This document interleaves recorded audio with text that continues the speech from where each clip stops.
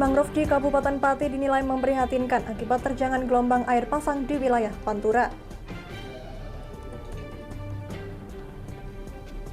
Tidak masuk formasi P3K, sejumlah tenaga honorer K2 di Satuan Pendidikan Kabupaten Pati mendatangi kantor DPRD dan melakukan audiensi.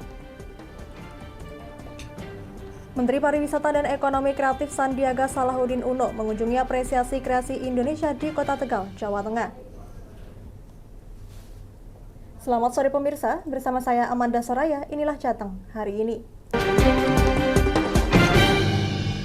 Pedagang hewan kurban di Kendal, Jawa Tengah mengeluhkan sepi pembeli sebagai dampak dari wabah penyakit mulut dan kuku yang marak di Kendal. Kondisi ini berpengaruh pada penjualan hewan sapi untuk kurban yang mengalami penurunan hingga 30%.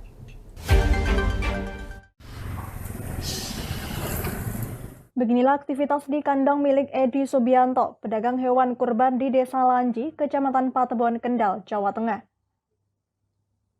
Jika biasanya menjelang Idul Adha selalu ramai dikunjungi pembeli yang ingin melihat sapinya, namun kini terlihat sepi. Edi mengaku hingga sepekan menjelang Hari Raya Idul Adha baru terjual sebanyak 45 ekor sapi. Tahun kemarin sebelum adanya wabah PMK, penjualan sapi untuk kurban miliknya bisa mencapai 60-80 ekor. Wabah PMK yang marak membuat penjualan mengalami penurunan sekitar 30%. Namun demikian meski permintaan turun, harga mengalami sedikit kenaikan. Sapi kurban kini dijual kisaran harga mulai Rp17.500.000 hingga Rp35 juta. Hewan sapi kurban yang paling laku di kisaran harga Rp20-25 juta per ekornya. Edi mengatakan dengan adanya wabah PMK, maka harus menambah biaya untuk perawatan agar sapi-sapinya tetap sehat seperti membeli obat, vitamin, dan ramuan herbal. Rata-rata per ekor butuh biaya perawatan tambahan sekitar Rp500.000. Tentunya butuh tenaga dan waktu untuk merawat lebih ekstra agar sapi-sapinya tetap sehat. Ada penurunan ini Pak, penurunan kurang lebih ada 30% karena PMK ini ekstra lebih telaten Pak, sapinya itu kesehatannya harus diperhatikan, setiap hari harus dipantau. Nah ini biayanya nambah ini buat beli obat itu menjelang PMK gini kurang lebih ya 500 nyampe lebih. Untuk perawatan satu ekor itu. Sementara Sulaimi, pembeli dari Desa Sendang Sikucing, Kecamatan Rawasari mengaku ketika mencari sapi untuk kurban harus lebih jeli supaya mendapatkan sapi yang sehat dan tidak terkena PMK. Ya, pesen sejak dulu harus bebas dari PMK itu, tapi enggak. Kalau harga sih sama aja, mungkin dari pembeli penjualnya mau jual mahal juga konsumennya bagaimana kan, pastinya itu kalau dari pengepul itu belanjanya masih agak mahal juga kan, susah, tapi mereka akan jual lebih mahal, dari konsumen juga mengeluh kan gitu. Jadi harganya masih standar. Adanya wabah PMK memang butuh waktu dan tenaga ekstra untuk merawat hewan sapi dagangannya. Edi yang biasanya juga melayani pesanan hewan kambing kurban pada momen Idul Adha tahun ini terpaksa tidak bisa melayani karena waktunya fokus untuk menangani hewan sapi. Dari Kendal, Muhammad Arya, Lingkar TV, melaporkan. Tenaga honorer Kabupaten Pati audiensi ke kantor Dewan Perwakilan Rakyat Daerah atau DPRD. Tenaga honorer kategori 2 atau K2 di Satuan Pendidikan Kabupaten Pati tidak masuk formasi pegawai pemerintah dengan perjanjian kerja atau P3K tahun 2022. Dalam hal ini, tenaga honorer audiensi ke kantor Dewan Perwakilan Rakyat Daerah atau DPRD. Nanti akan saya naikkan. Tenaga honorer Kabupaten Pati audiensi ke kantor Dewan Perwakilan Rakyat Daerah atau DPRD. Audiensi sendiri digelar di ruang Badan Anggaran atau Banggar Dewan Perwakilan Rakyat Daerah Kabupaten Pati. Dalam acara ini ada beberapa anggota Komisi D DPRD Kabupaten Pati ikut hadir dalam audiensi tersebut. Lebih lanjut, pihaknya meminta kejelasan nasib kaumnya, apalagi pada bulan November 2023 mendatang, tenaga honorer dihapuskan. Hal itu diungkap langsung oleh Ketua Forum Komunikasi Tenaga Honorer atau FKTH K2 Kabupaten Pati, Setiawan Dwi Nugroho, saat ditemui usai acara audiensi pada Senin siang di gedung DPRD Kabupaten Pati. Dalam hal ini pihaknya juga meminta agar tenaga pendidik K2 yang mayoritas menduduki administrasi SMPN agar bisa dimasukkan di formasi CPNS atau P3K. Oleh karena itu selama ini K2 belum terakomodir dalam formasi P3K atau CPNS. Untuk agenda hari ini bersama dengan teman-teman kategori 2 untuk teknik tenaga pendidikan itu meminta kejelasan terkait dengan surat Menpan tentang penghapusan tenaga honorer sampai tahun 2023 itu. Terus minta kejelasan yang kedua, minta kejelasan tentang satu regulasi atau aturan apakah ada teknik dalam arti biaya tenaga administrasi untuk K2 dimasukkan dalam seleksi CPNS atau P3K karena selama ini belum terakomodir. Nah itu masuk datangan kami ke Dewan untuk minta kejelasan tentang hal tersebut. Itu. Saat ini K2 itu artinya itu administrasi di dinas pendidik di sekolah. Untuk K2 itu adalah kategori tenaga honorer kategori 2 dan untuk teknik itu tenaga kependidikan yang ada hubungannya di tata usaha setiap SMP negeri di Kabupaten Pati. Nah, itu tutup. Kami minta kejelasan kalau memang ada regulasinya kami mohon untuk dimasukkan dan bisa diakomodir di penerimaan CPNS atau P3K di tahun-tahun yang akan datang. Sementara itu, salah satu Kabid dan Jabatan Badan Kepegawaian Pendidikan dan Pelatihan atau BKPP Aziz Muslim mengungkapkan, pihaknya sudah memberi surat kepada Presiden Joko Widodo agar K2 dimasukkan dalam P3K mendatang. Kita tuh yang terus terang aja yang kita punya itu yang K2. Tapi yang baru-baru itu ya artinya yang tidak masuk K2 memang kita belum punya data. Nanti jenengan bisa tanyakan ke distrik aja. Karena kemarin datanya distrik sudah merekap itu. Datanya kemarin sudah merekap semuanya. Jadi kalau tanya yang data yang dari distrik, jenengan bisa langsung ke distrik. Kalau yang saya itu ya saya tenaga kontrak bupati tadi saya sebut sampaikan itu masih sisa 45 orang. Kemudian THL itu ada sekitar 2.200-an. Itu kami punya datanya itu. Kalau untuk satuan pendidikan, kalau yang satuan pendidikan, yang baru-baru tadi itu distrik baru saja pendataan, nanti bisa ditanyakan ke distriknya. Seperti diketahui, Badan Kepegawaian Pelatihan dan Pendidikan pihaknya sudah memberi surat kepada Presiden agar bisa dimasukkan P3K di tahun mendatang. Untuk saat ini keputusan Presiden belum ada dan tenaga administrasi belum masuk P3K. Dari Pati, Fajar Mukti, Lingkar TV, melaporkan. Adanya gelombang pasang semakin memperparah kondisi mangrove di Kabupaten Pati yang sudah memprihatinkan. Mangrove yang ditanam di akhir tahun 2021 dan di awal tahun 2022 rusak akibat gelombang pasang yang menerjang sepanjang desa di Pantura.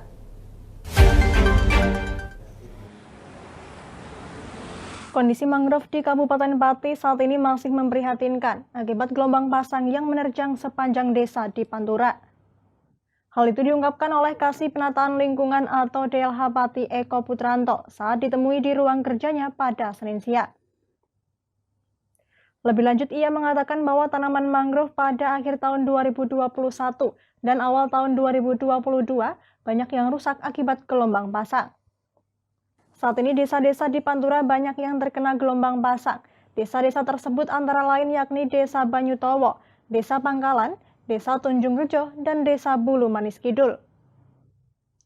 Sementara itu pihaknya masih berkoordinasi dengan pihak-pihak terkait dan menunggu rekomendasi dari Badan Meteorologi, Klimatologi, dan Geofisika atau BMKG Pati.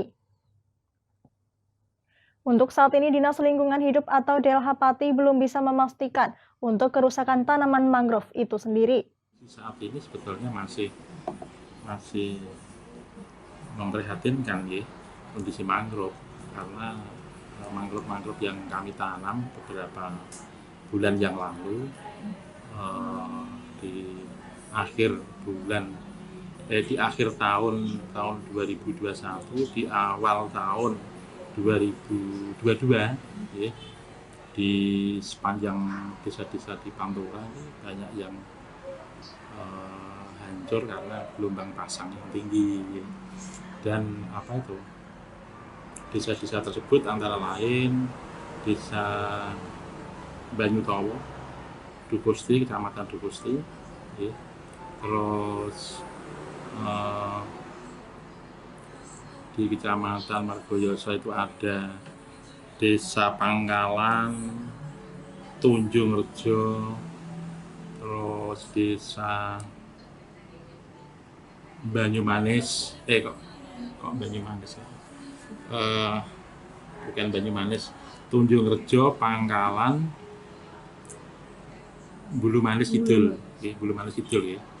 Itu halaman kami di situ banyak yang terkena ombak. Selain daripada itu di Poijo, terus Kadilangu ya, Terangkil ya. Itu sapu semua dan ombak itu ya. Dan saya setelah koordinasi, konsultasi ke cabang dinas kehutanan, ke KKP, itu memang untuk bulan-bulan seperti ini ya, sampai menunggu nanti bagaimana BMKG merekomendasikan untuk daerah-daerah tersebut bisa ditanami, itu juga perlu waktu ya. Karena ini kan situasi yang tidak bisa dikira-kira sebelumnya. Dalam hal ini ia mengungkapkan bahwa banyak tanaman mangrove yang rusak akibat gelombang pasang. Saat ini pihaknya belum bisa menanam mangrove akibat gelombang pasang tersebut. Lebih lanjut, Kasih Penataan Lingkungan DLH Pati Eko Putranto menambahkan bahwa untuk penanaman mangrove sebenarnya di pertengahan tahun ini sudah dapat dilakukan, namun pihaknya mengatakan bahwa penanaman masih terkendala karena belum mendapatkan rekomendasi dari BMKG Pati dan gelombang pasang juga belum surut. Sementara itu pihaknya belum bisa memastikan berapa jumlah mangrove yang rusak terkena gelombang pasang. Dari Pati, Untung Sofa, Lingkar TV, melaporkan. Kami masih akan kembali pemirsa, tetap bersama kami di Jateng hari ini.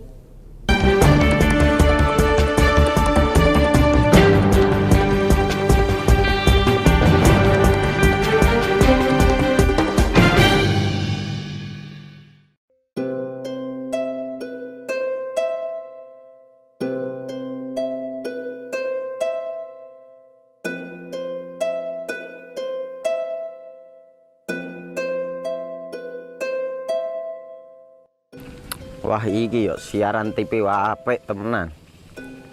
Filme cocok karo suasanane. Elah. Lah bro ngene iki awan-awan kok. Iki lho nonton TV, Kang. Wah, kenal nedan kowe wong genang delok HP kok delok TV piye? Wah, kurang update kowe iki, Kang. Lho, maksudnya piye kok ngarane aku update itu? Iki lho delok aku nonton TV tenan. Apa kira nonton HP? Wong delok HP ngono kenal nedan apa iki. Iki lho delok siarane. Lho, kok iso ya? Yo TV apa? Jenenge Lingkar TV, Kang. Saiki erane TV kok ngene iki. Kok Lingkar TV nek dia awak dhewe panggone iso nonton TV lewat HP. Kok ngene iki. Ana film-film ngene iku ya? Iya, filme apik-apik kaya ngene iki. Awak dhewe nek sawah leren mbut gawe iso leren ndelok film-film ngene iki. Padha iso ngene iku. Iso, ora ketinggalan karo cah-cah kae. Duh. HP ku kok ora iso tak nggo ngono piye carane iki?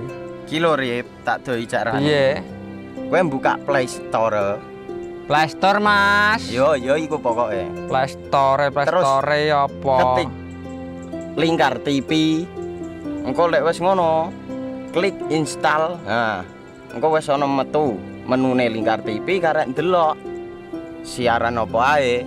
Film-filme apik-apik. Berarti film channel Lingkar TV metu nang kene kabeh ra? Iso.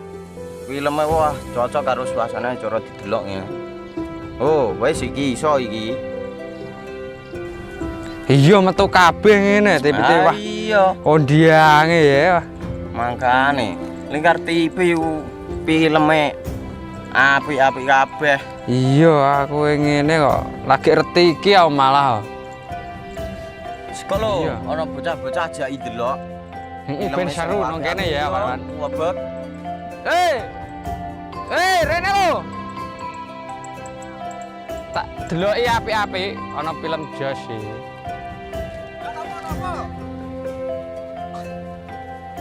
Rene go Rene.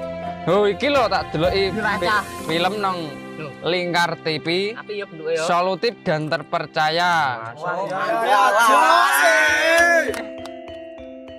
Tonton siaran Lingkar TV melalui aplikasi Lingkar TV di Play Store. Dengan cara ketik Lingkar TV di pencarian Play Store, kemudian tekan install. Mudah bukan? Nikmati tayangan-tayangan menarik dari Lingkar TV kapanpun dan dimanapun Anda berada. Tinggal tekan menu Lingkar TV di HP Anda dan selamat menonton!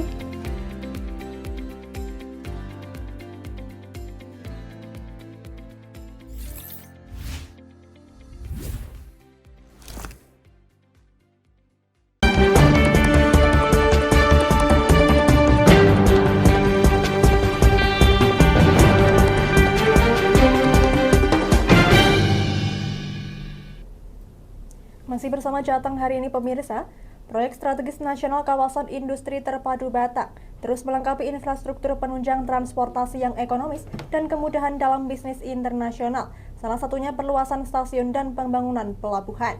Dalam kunjungannya, Menteri Perhubungan Republik Indonesia Budi Karya Sumadi memastikan tahun ini proyek yang direncanakan menelan biaya lebih dari 1 triliun rupiah tersebut bakal segera dimulai.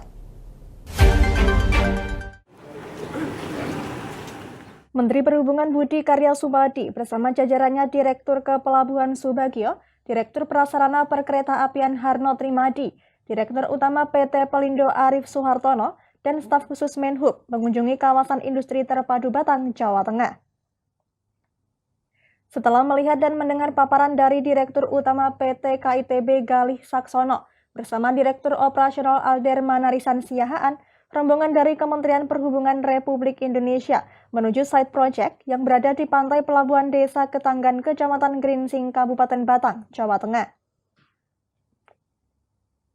Menteri Perhubungan RI Budi Karya Sumadi usai mengunjungi tempat yang direncanakan akan dibangun pelabuhan besar dan stasiun kereta api pelabuhan, mengungkapkan bahwa lokasi yang dipilih dalam PSN tersebut sangatlah strategis dan dengan akses transportasi mendukung.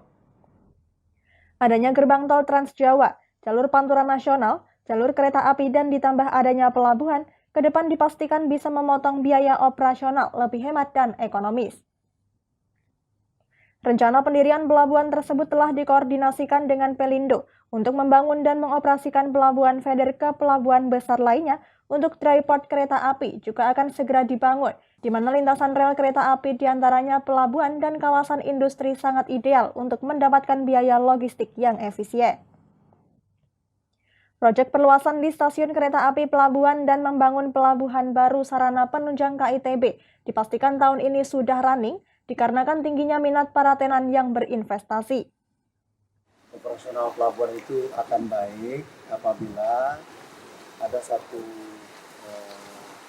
runtutan operasi yang mudah, ya, mudah, murah, dan tidak menimbulkan komplikasi. Kita harus memikirkan bagaimana tentang ombak, bagaimana jarak tempuh, bagaimana leveling dan sebagainya. Saya pikir kita akan finalkan dalam satu sesi diskusi yang lebih teknis operasional, supaya pada saat beroperasi pelabuhan ini memang laik, ya, dan memang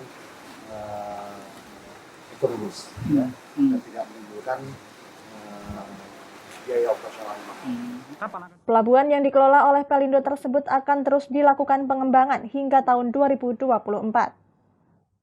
Diproyeksikan pelabuhan KITB mampu melayani peti kemas sampai 900.000 teus dan 2 juta ton curah kering, 1,3 juta ton curah cair, dan 532.000 ton general cargo. Direncanakan sejumlah infrastruktur transportasi yang akan dibangun di kawasan industri terpadu Batang tersebut, diantaranya dari sektor kereta api, yakni pengembangan stasiun pelabuhan, dan reaktivasi jalur kereta api stasiun Semarang Tawang Pelabuhan Tanjung Emas. Sementara di sektor laut, pembangunan pelabuhan daratan atau dry port, dan pembangunan jeti, trestel, serta dermaga. Dari Batang, Ahmad Revaldi Krisna, Lingkar TV melaporkan. Menteri Pariwisata dan Ekonomi Kreatif Sandiaga Uno menghadiri apresiasi kreasi Indonesia di Tegal, Jawa Tengah. Sandiaga Uno optimis pelaku usaha ekonomi kreatif akan bangkit dengan digelarnya apresiasi kreasi Indonesia 2022.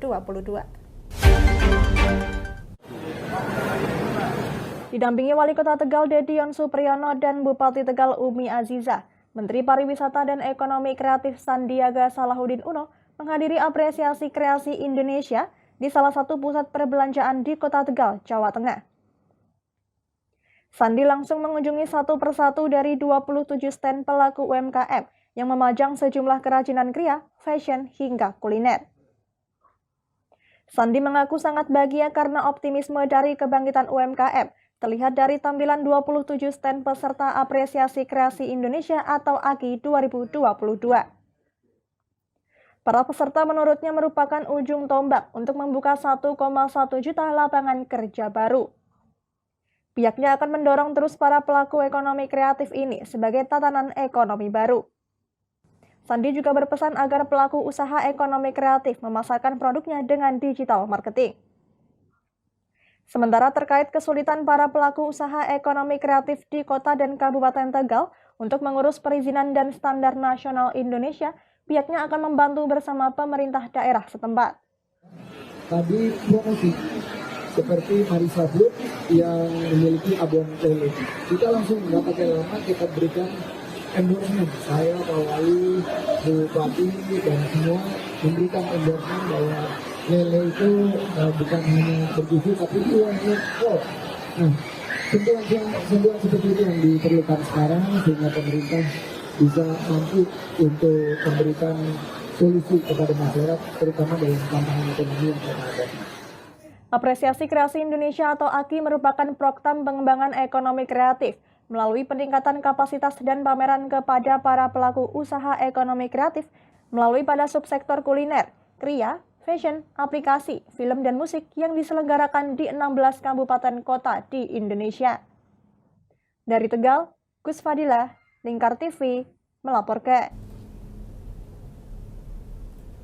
Berita tadi sekaligus mengakhiri kebersamaan kita kali ini. Terus saksikan Jateng hari ini setiap pukul 17 waktu Indonesia Barat hanya di Lingkar TV. Akhirnya saya Meda Saraya, mewakili seluruh kerabat kerja yang bertugas, pamit dari hadapan Anda. Terima kasih dan sampai jumpa.